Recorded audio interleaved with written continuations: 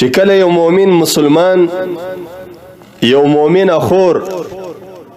د الله تبارک وتعالى په دربار کې خپل لاسونه پورته کې د دعا په وخت کې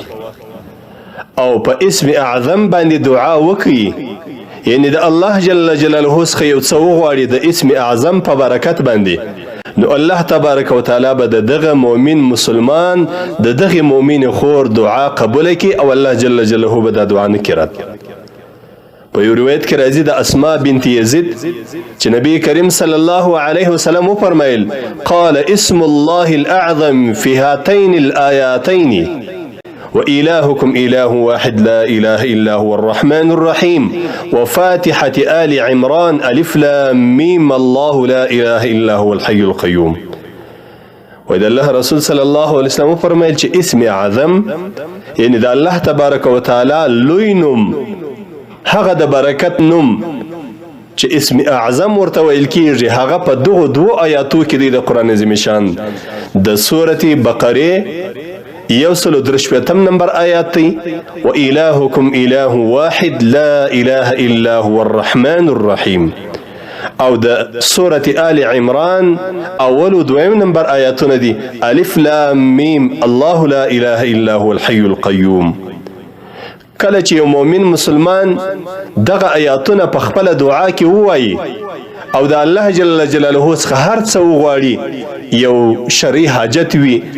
نو الله تبارک وتعالى به دعا قبول کړي. ځکه رسول کریم صلی الله علیه وسلم فرمایلی دی په دغه دوه آیاتو کې اسم اعظم شریف پروت دی، یعنی د الله تبارک وتعالى هغه نوم په دغه آیاتو کې دی چې د هغه نوم په برکت باندې چې د الله جل جلاله څخه یو مؤمن مسلمان هر څه وغواړي د خیر روا الله تبارک وتعالى به هغه ورنصیب کی او وربکی. نو څونه اسانه ذکر دی او څونه اسانه آیاتونه دي د هر مؤمن مسلمان د پاره لازمه ده چې دغه آیاتونه زده کی د دعا په وخت کې دغه آیاتونه ووایي. دغه رقم رسول کریم صلی الله علیه وسلم د سیدنا یونس علیه السلام ذنون یونس علیه السلام دعا مشولې ده چې کله مؤمن مسلمان په خپل دعا کې دا کلمات وایي لا اله الا انت سبحانك اني كنت من الظالمين، الله تبارک وتعالى به د مؤمن دغه دعا قبول کړي. کچيري سړی اجتماعي دعا کوي نو د امام او د مولا د پاره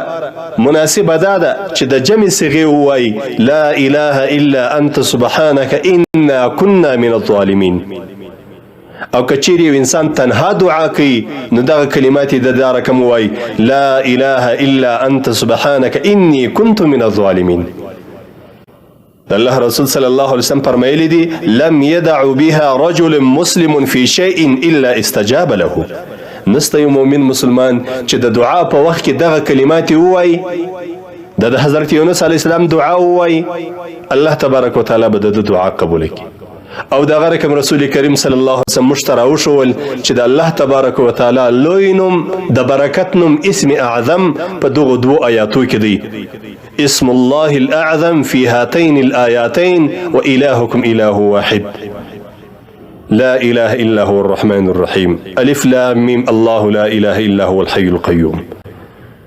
الله تبارک وتعالى دې مشته د عمل کولو توفیق را نصیب کی او الله تبارک وتعالى دې زموږ دعاوي د ټول امت اسلامي لپاره قبول کی. د حدیث شریف روایت ابو داود ابن ماجه ترمذی درسرو کړی دی. د دواړو احادیث روایتونه دغه کتابو کړی دي.